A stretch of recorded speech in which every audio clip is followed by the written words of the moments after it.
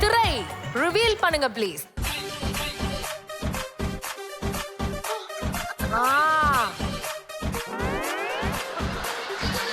என்ன வருது? கொஞ்சம் தான் வந்துச்சு. பஜரை பிரஸ் பண்ணி விட்டார்கள். பஜரை பிரஸ் பண்ணிட்டீங்க டீம். ஆமா ஆமா பண்ணிட்டாங்களா? Very good very good very good very good very good. And the answer is உப்பு கருவாடு ஊற வச்ச சோறு ஊட்டி விட நீ போதுமே எனக்கு. இன்னும் கொஞ்சம் ஓபன் பண்ணிருக்கலாமே. பஜரை அடிச்சு உப்பு கருவாடு பாட்டு அவங்க சொல்லிட்டாங்க. சோ திரைய ரிவீல் பண்ணி இது ரைட் ஆன்சரா இல்லையான்றத சொல்லுங்க ப்ளீஸ்.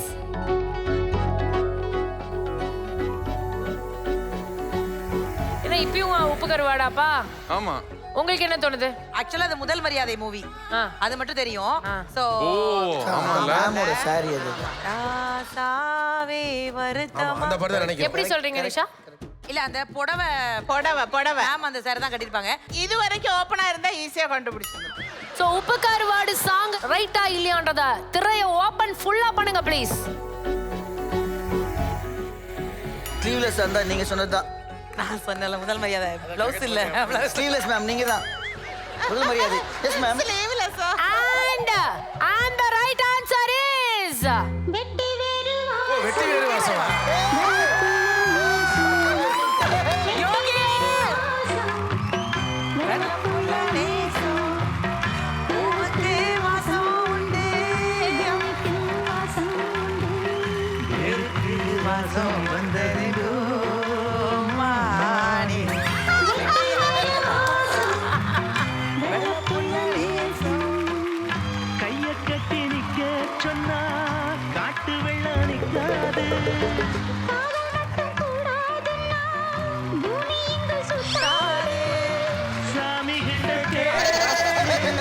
யாரு போட்ட கோடு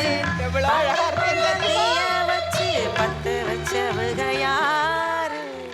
என்ன தைரியத்துல இந்த எபிசோட்ல நீங்க அவங்க முன்னாடி அவங்கள மாதிரியே வருவீங்க? இல்ல மேடம், நான் ரெடி ஆகும்போது அப்படி நினைச்சுதான் ரெடி ஆனேன். ஆனா அவுட்புட் பார்க்கும்போது முதல் மரியாதை வடிவு கசிம மாதிரி ஆயிடுச்சு. நான் முதல் மரியாதை நடிக்கும்போது அது என்னோட 99 மூவி.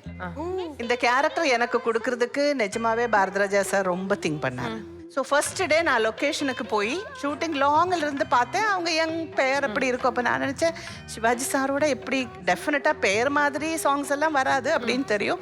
நான் எப்போவுமே பாரதிராஜா சார் படத்தில் எனக்கு என்ன கேரக்டர் என்ன ரோல் எதுவுமே கேட்க மாட்டேன். அவர் கூப்பிட்டாருன்னா போவேன், என்ன சொல்லுமே நடிச்சுட்டு வந்துடுவேன். அது ஒரு பின்னாடி உட்காந்து இப்படி நிற்கிற ரோல்னா கூட பண்ணிட்டு வந்துடுவேன். நானும் அதே மாதிரி தான் மேடம். விஜய் டிவில என்ன கேட்டு கூப்பிட்டாலும் வந்துடும் மேடம். போயிட்டு வருவாங்க. லேடி கெட்டப் மட்டும் தான் மேடம் கொடுக்குறாங்க. ஸோ இந்த கெட்டப்புக்கு அவங்க சொன்னாங்க பிளவுஸ் போடக்கூடாது, அப்புறம் வந்து மேக்கப் இருக்கக்கூடாது, எல்லாமே. அப்புறம் முடி ரொம்ப கஷ்டப்பட்டது இந்த ஹேர் ஸ்டைல் கொண்டு வரதுக்கு. அவர் வந்து விக்கெல்லாம் எடுக்க சொன்னாங்க. ஸோ நான் என்ன பண்ணேன்னா ஒவ்வொன்றா காமிச்சு ரொம்ப டயர்டாகி கடைசியில் சும்மா அப்படி முடிச்சு போட்டேன், இதுதான் வேணும் அப்படின்னாரு. பட் ஆனால் அந்த கெட்டப் போட்டுட்டு நிஜமாவே ராதா கண்ணாடியில ராதாவை பார்த்து நீ ரொம்ப அழகா இருக்கேடின்னு சொன்னாங்கன்னா அது முதல் மரியாதை கெட்டப்.